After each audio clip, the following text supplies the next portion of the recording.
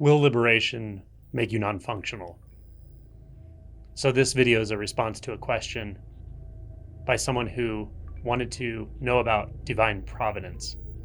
Now, luckily, they explained what they were talking about because I don't know what divine providence is, and I didn't take the time to look it up before making this video. So what they were asking was, what about the concerns that the usual needs that we consider important in life, such as taking care of ourselves financially, feeding ourselves, taking care of our family, going to work, what if these drop away? Or what if our interest in taking care of those needs or meeting those needs disappears with liberation? So this is a bit of a sticky area. Not because I'm concerned really that you're going to stop taking care of your responsibilities with awakening or with liberation. Because most people don't. Just like most people don't stop taking care of their responsibilities randomly outside of spiritual work.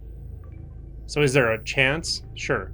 But there's also a chance that you're going to stop taking care of your responsibilities, stop going to work, stop taking care of your family. Anyway, I would say generally speaking, with liberation, you're much less likely to do that because it becomes impossible to ignore the effects you have on everything around you. So it makes no sense that you would suddenly leave your family or stop taking care of your responsibilities in the relative world. But the sticky part is that identity is very much tied into this. And that's what's hard to let go of.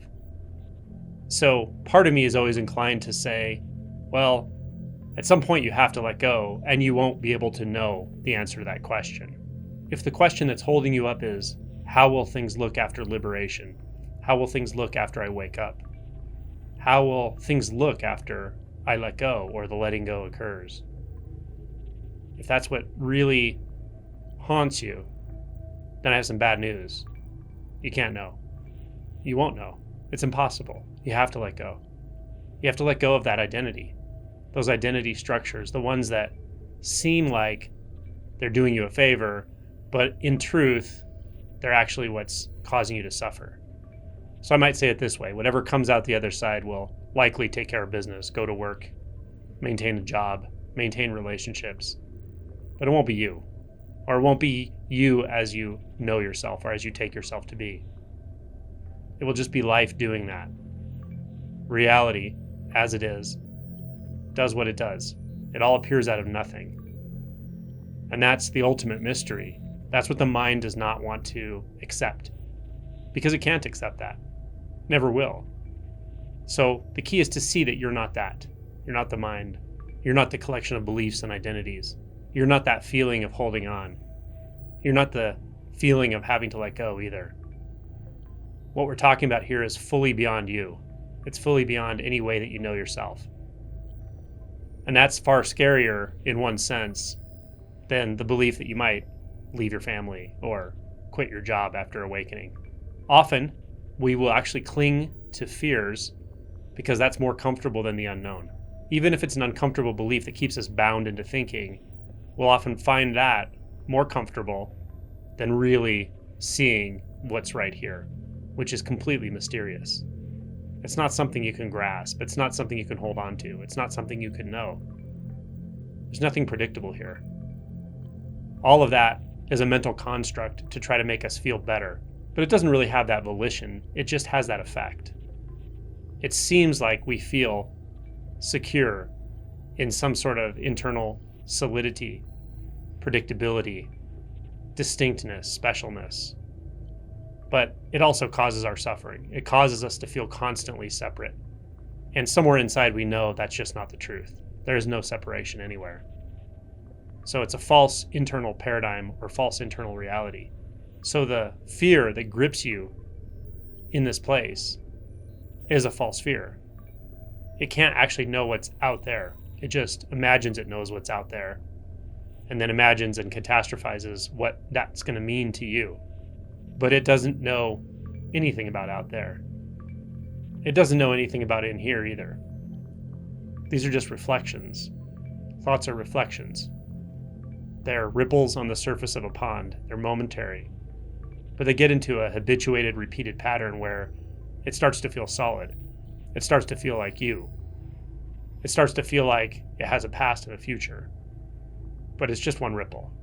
So notice that ripple now and see that there's nothing that can hold on. The fear is a ripple. The concern is a ripple. The control is a ripple. The letting go is a ripple. These are all ripples. There's something here that's just beyond all of that, or not subject to any of that, or not contingent upon any of that. And it's just this absolute simplicity, absolute innocence. It doesn't have a place in time or space, because time and space, or the illusion of time and space, appear within this appearance now. But they're only one iteration. This appearance, or the source of this appearance, which is not apart from the appearance, and not apart from the awareness of the appearance, can do anything. It's a magician. It doesn't have to be any certain way, but it can be any which way. It endlessly expresses in fluctuating brilliance. This is true nature. This is reality before we add anything to it or try to subtract from it, before it's inflected inwardly into a mental space that's illusory. So be willing to enter the unpredictable now. Be willing to enter the unknown now. And then reality knows itself as reality. It has nothing to do with you. It has nothing to do with the sense of a separate self. It has nothing to do with thoughts. It has nothing to do with time. It has nothing to do with space or distance. It has nothing to do with causality or agency. It's free of all of that. And yet, here it is.